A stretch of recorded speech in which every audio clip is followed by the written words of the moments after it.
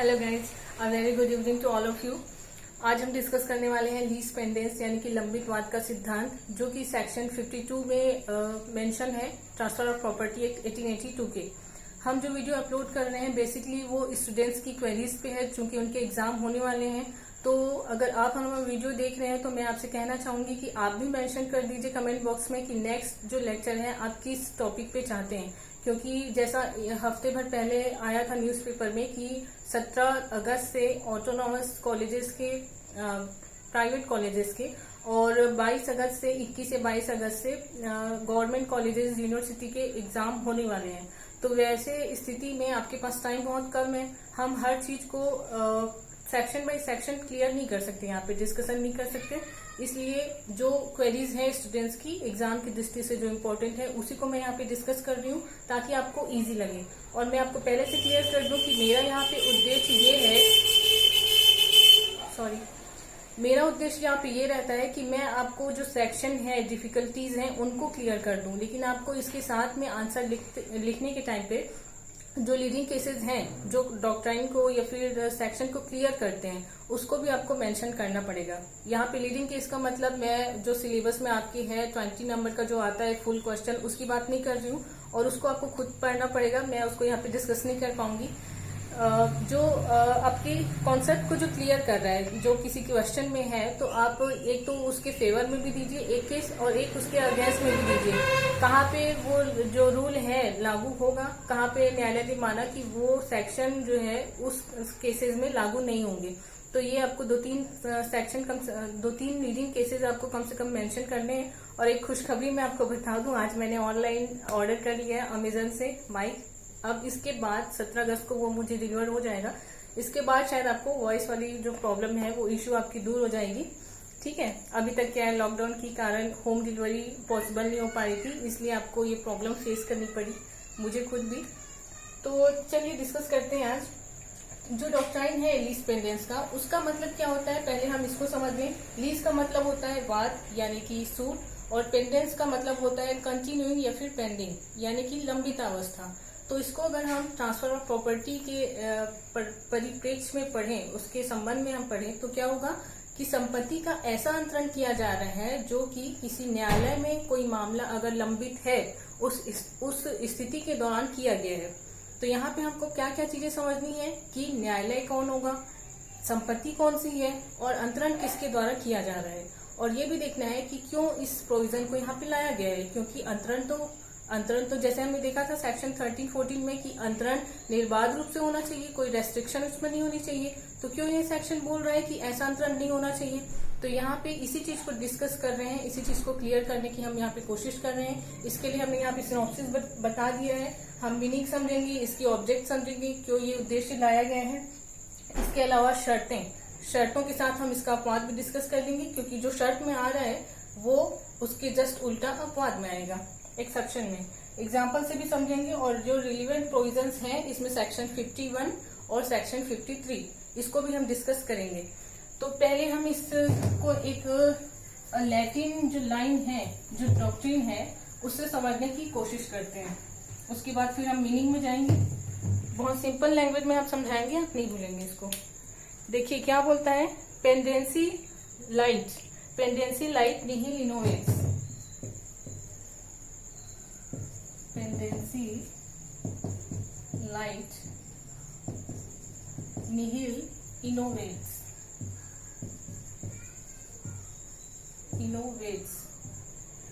इसका मतलब ये है हिंदी में, वाद की अवधि चल रही है उसमें किसी नई बात का समावेश नहीं किया जाएगा।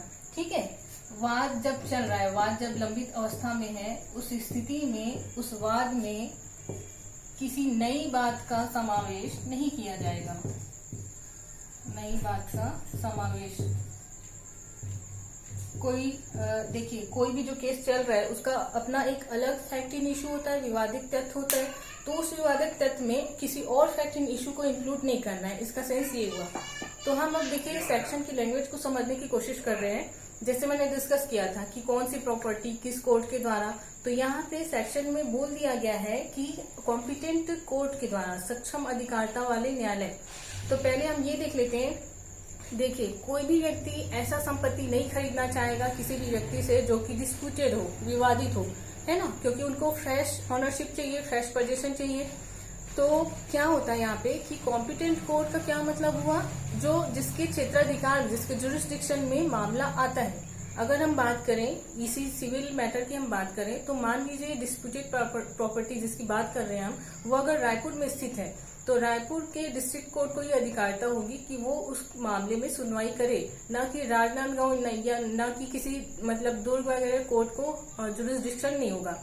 लेकिन अगर आप सेक्शन में देखें कॉम्पिटेंट कोर्ट का क्या मतलब दिया है, तो वहां पे दो ही चीजें दी गई हैं कि एक, या तो फिर वो उस कोर्ट के क्षेत्राधिकार में आए, यानी कि कोई भी ऐसा न्यायालय जिसको मामला सुनने का अधिकार हो, या फिर कोई ऐसा न्यायालय जो कि भारत के भूभाग में हो, मतलब with in the limits of India जो स्टेब्लिश है, या फिर अगर beyond the limits of India है, भारत के राज्य क्षेत्र के बाहर स्थित कोई न्यायालय है, तो वो सेंट्रल गवर्नमेंट के द्वारा स्टेब्लिश होना चाहिए।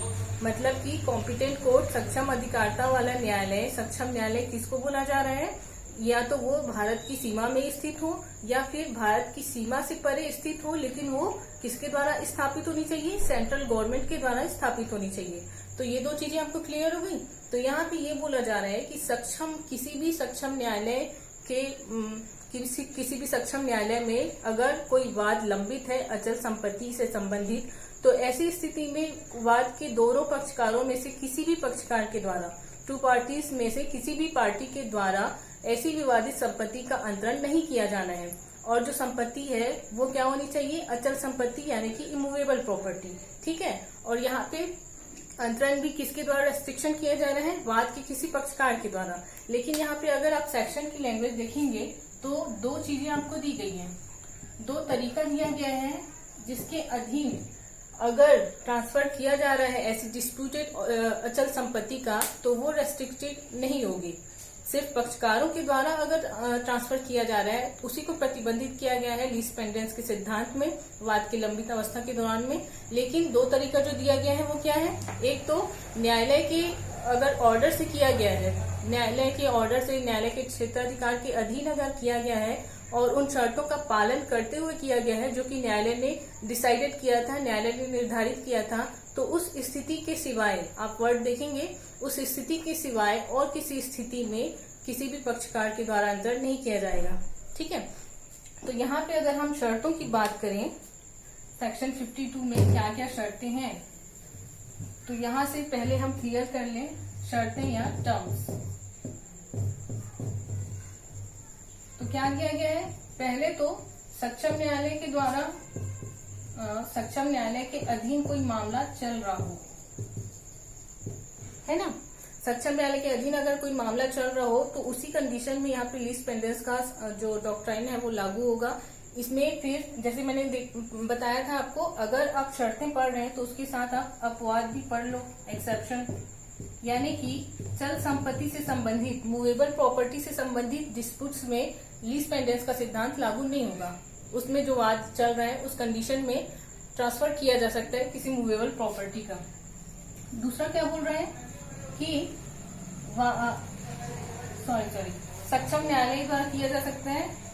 और यहाँ पे अगर कोई न्यायालय जो सक्षम नहीं है, न्यायालय जो सक्षम नहीं है, जैसे अभी हमने एग्जांपल दिया था, रायपुर का डिस्प्यूटेड जमीन है तो रायपुर डिस्ट्रिक्ट कोर्ट को वहां पे जुरिस्डिक्शन होगा। तो ऐसी स्थिति में अगर यहाँ पे दुर्ग के न्यायालय में मामला चल रहा है रायपुर की जमीन का, तो वो सक्षम न्यायालय नहीं हुआ। तो ऐसे दुर्ग कोर्ट में हो सकता है या तो फिर एडवोकेट की नेग्लिजेंस की वजह से, या फिर पीठासीन अधिकारी जज की नेग्लिजेंस की वजह से वो केस चला आ रहा है, दुर्ग में ही चला आ रहा है, जबकि चलना था उसको रायपुर में, तो वहां पे लीज पेंडेंस का सिद्धांत लागू नहीं होगा, क्योंकि ये सक्षम न्यायालय नहीं है। अगर दुर्ग के कोर्ट में न्यायालय मामला चल रहा है, उस स्थिति में वाद के किसी पक्षकार द्वारा कोई अंतरण होता है, तो वहां पे हम उसको सेक्शन 51 या फिर 53 में मानेंगे।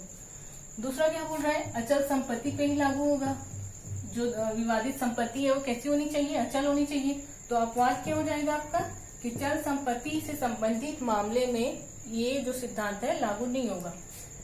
थर्ड क्या हुआ, ऐसा अंतरण जो है वाद के किसी पक्षकार द्वारा होना चाहिए, है ना। इसका उद्देश्य भी हम देखेंगे तो आपको और क्लियर होगा। वाद के दो पक्षकार हैं, ए और बी के बीच में कोई XYZ नाम की संपत्ति का विवाद चल रहा है। ए बोल रहा है वो संपत्ति मेरी है, मेरे ओनरशिप में है। बी बोल रहा है वो संपत्ति मैंने बहुत पहले ए से खरीद ली थी, अब मेरा पोजीशन भी है, मैंने तो फसल भी उगा ली है उसमें, अब तो मैं काटने वाला था। तो ऐसी स्थिति में वाद के किसी पक्षकार ने अगर उसको बेचा तभी ये सिद्धांत लागू होगा। किसके मतलब कि वाद के किसी पक्षकार द्वारा होगा तभी। लेकिन अगर अपवाद में हम देखें तो क्या होगा, अगर अदर देन दी पार्टी किसी अनदर पर्सन के द्वारा किया गया है, मान लीजिए ए और बी के बीच में है, ए के फादर ने कर दिया या फिर बी के किसी और रिलेटिव ने कर दिया, तो उस स्थिति में वो लागू नहीं होगा। अगर कोई ऐसा व्यक्ति ट्रांसफर कर रहा है जो वाद का पक्षकार भी नहीं है और उसका प्रॉपर्टी पे कोई ओनरशिप या पोजीशन भी नहीं है, तो वो तो वैसे ही फ्रॉडुलेंट होगा, कपटपूर्ण होगा, उसको हक ही नहीं था बेचने का। हम यहाँ बात कर रहे हैं किसी और व्यक्ति के द्वारा, जो अपवाद में मैं आपको क्लियर कर रही हूँ वो ये है कि मान लीजिए प्रॉपर्टी ए के फादर की थी और ए भी उसमें हक रख रहा है, इसलिए उस हैसियत से उसने वाद लाया था। और मान लीजिए ए के फादर ने अगर ट्रांसफर कर दिया है तो भले वो वाद जो है लंबित है कोर्ट में, लेकिन ऐसी स्थिति में वहां पे लीज पेंडेंस का सिद्धांत लागू नहीं होगा और ए अगर किसी को प्रॉपर्टी बेच दिया तो वो सही वैलिड माना जाएगा। ठीक है, तो यहाँ पे आपको अपवाद भी ध्यान देना है। और शर्तें हम देख सकते हैं कि लंबित अवस्था जो है उसको क्लियर किया गया है सेक्शन में कि लंबित स्थिति कब से मानी जाएगी। तो यहाँ पे क्लियर कर दिया गया है कि जिस डेट में न्यायालय में ऐसा सूट फाइल किया गया था, वाद लाया गया था, उस तिथि से माना जाएगा लंबित है वाद। मान लीजिए 1 जनवरी 2019 को वाद लाया गया था और 1 जनवरी 2020 हो गया, अभी तक मामले का निराकरण हुआ ही नहीं है, तो ये लंबित ही है। ठीक है, तो देखिए एक एग्जांपल से आप तीनों सेक्शन को क्लियर समझ सकते हैं। टर्म्स इतना ही है, अपवाद इतना ही है। मैं आपको समझा रही हूँ कि तीनों सेक्शन में रेलिवेंसी क्या है, इसको आप ध्यान दीजिएगा। ये 1 साल का टाइम ड्यूरेशन है, इस बीच में या इसके पहले क्या अंतरण होता है तो क्या स्थिति होगी। मान लीजिए 1 जनवरी 2019 को जब केस लाया गया था उसके पहले अंतरण वो है संपत्ति का, तो वो हो जाएगा 51 में, सेक्शन 51 में, जो कि बोल रहा है बोनाफाइड होल्डर या फिर बोनाफाइड परचेसर के बारे में। सद्भाव पूर्वक क्रेता है वो, उसको पता नहीं था कि कोई डिफीट है यानी कोई त्रुटिपूर्ण है, डिफेक्टिव है, वो चीज पता नहीं था उसको। लेकिन जो पक्षकार हैं हो सकता है उनके दिमाग में रही होगी ये बात कि ऐसी विवाद की स्थिति बन सकती है इन फ्यूचर, तो भी वो उसने डिस्प्यूटेड प्रॉपर्टी को क्या कर दिया, सेल कर दिया। लेकिन यहाँ पे स्थिति क्या है, वाद प्रारंभ हुआ नहीं था तब सेल किया गया था, तो ये आ जाएगा 51 में। अभी देखिए वाद जो है यहाँ पे चल ही रहा है, अभी अंतिम फैसला आया ही नहीं है। लंबित का मतलब अंतिम फैसला आया नहीं है कोर्ट के द्वारा, तो यहाँ पे अगर वो करता है तो आएगा 52 में। और अगर वो इसके बाद कर रहा है या फिर इसी में कर रहा है, इसके बाद कर रहा है तब तो फिर वो मतलब इसमें नहीं आएगा इस सेक्शन में। लेकिन अगर इसी स्थिति में कर दिया तो वो 53 में आ सकता है, कपटपूर्ण अंतरण, फ्रॉडुलेंट ट्रांसफर में आ सकता है वो, क्योंकि यहाँ पे उनको हक नहीं था। और चूंकि हम जानते हैं कि विधि की भूल जो है क्षम्य नहीं होती, इग्नोरेंशिया जुडिस इज नॉन एग्जीक्यूजेड, है ना। तो ऐसी स्थिति में क्या होगा कि कपटपूर्ण अंतरण के लिए दोषी ठहराया जा सकता है वाद के पक्षकार को।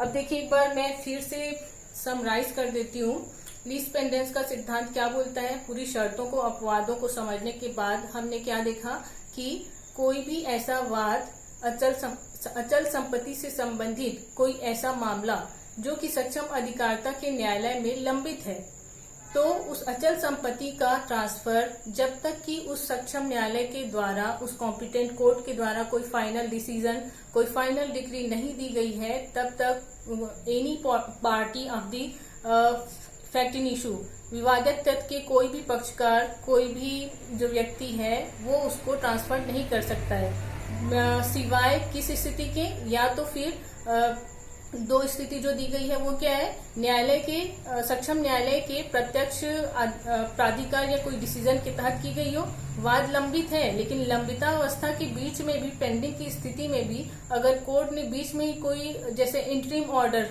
अंतरिम आदेश जो फाइनल नहीं है, अंतरिम आदेश अगर जारी करके किसी और को प्रॉपर्टी ट्रांसफर करने के लिए बोल दी तो उसको हम वैलिड मानेंगे। सेक्शन 52 उसको प्रोहिबिट नहीं कर रहा है, उसको रेस्ट्रिक्ट नहीं कर रहा है, ठीक है, उसको किया जा सकता है टर्म एंड कंडीशन के अधीन। इसका एग्जांपल आप देख लीजिए।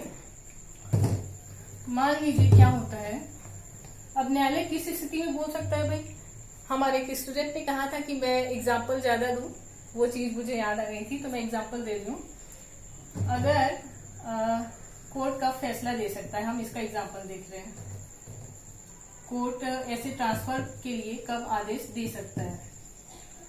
मान लीजिए ए और बी के बीच में चल रहा था केस, चल रहा है मतलब अभी भी लंबित है।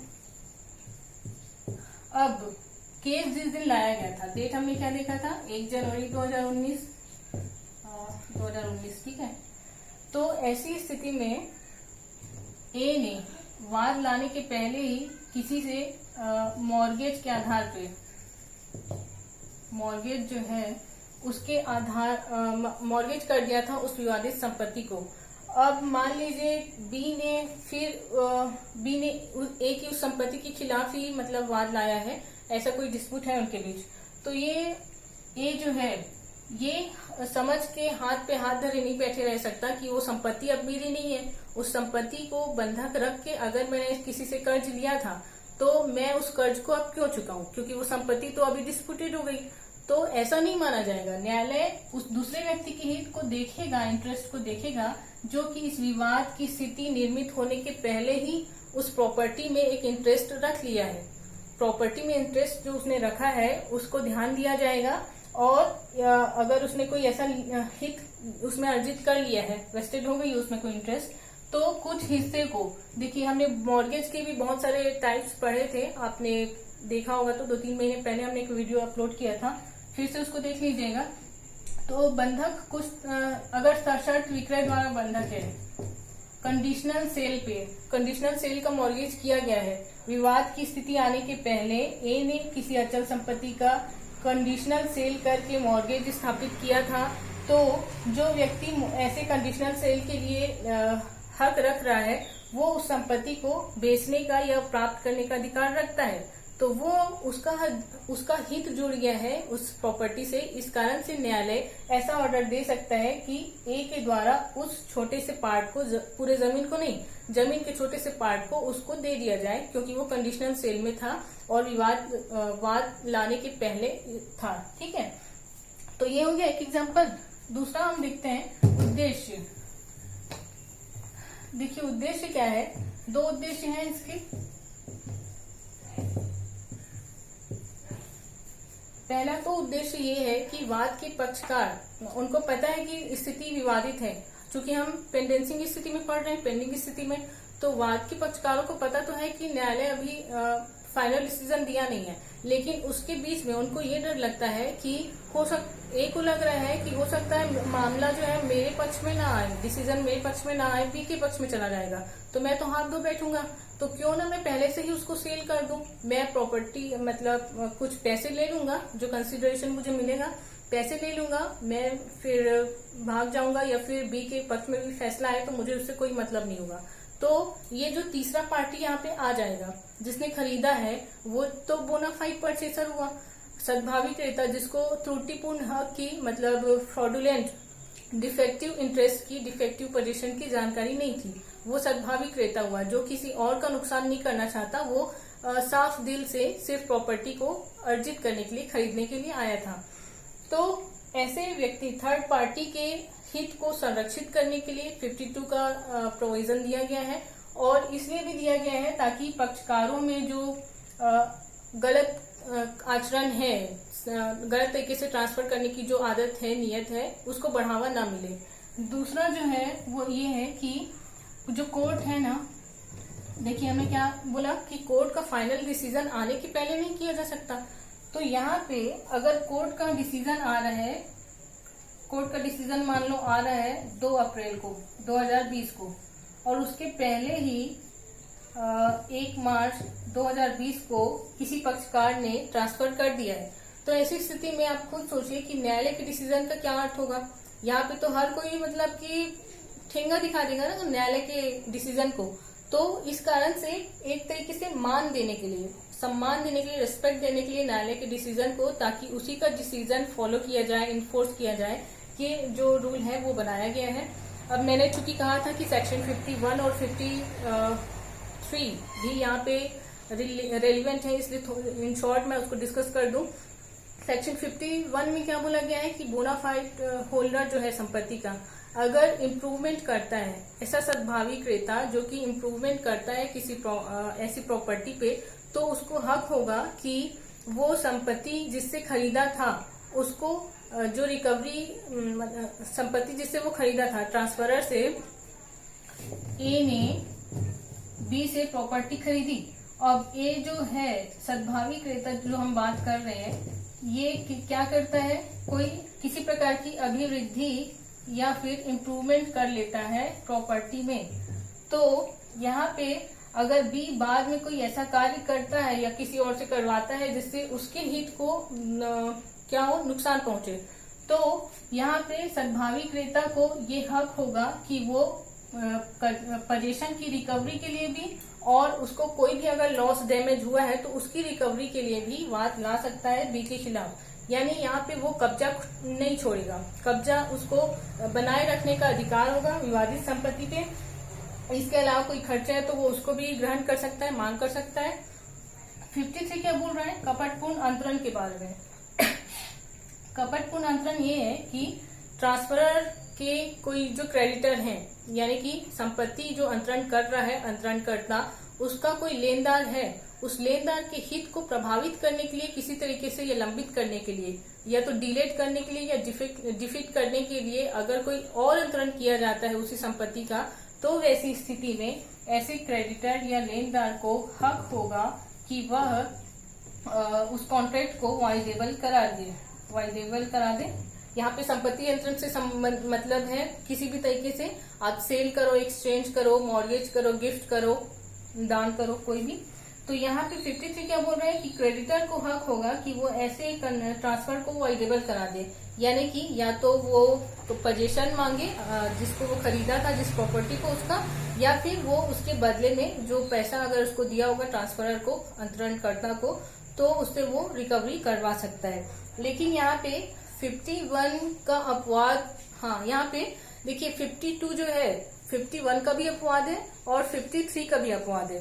वो इसलिए क्योंकि यहाँ पे जो सद्भावी क्रेता आ रहा है, सेक्शन 52 में जो सद्भावी क्रेता किसी और पक्षकार से खरीद लेता है, जिसको जानकारी नहीं है कि वाद जो है लंबित है और प्रॉपर्टी डिस्प्यूटेड है, तो यहाँ पे सद्भावी क्रेता को ये अधिकार नहीं होगा कि वो कॉन्ट्रैक्ट को 53 के तहत वॉइडेबल कराए या फिर उस कॉन्ट्रैक्ट को 51 के तहत इन्फोर्स करवाए। ठीक है, तो यहाँ पे 51 और 53 दोनों का अपवाद माना जाएगा। 52 यहाँ पे जो सद्भावी क्रेता अगर जुड़ गया है 52 में, तो उसको सिर्फ ये अधिकार होगा कि जिस पक्षकार से उसने खरीदा था प्रॉपर्टी, उसको अगर उसने कोई पैसे दे दिए थे तो सिर्फ वो उस पैसे की रिकवरी के लिए वाद ला सकता है। न्यायालय उसके अधिकार को पूरी तरह से अनदेखी नहीं करेगी, लेकिन जो विवादित संपत्ति है उसको अपने कब्जे में मांगने का अधिकार बोनाफाइड परचेसर या बोनाफाइड होल्डर को नहीं होगा, जो कि उसको 51 और 53 में मिलता है। ठीक है, तो आज के लिए इतना ही। उम्मीद करते हैं आपको पसंद आया होगा। आप एक बार फिर से देख लीजिएगा, अगर कोई डाउट होगा तो आप मुझसे पूछ सकते हैं। Thank you.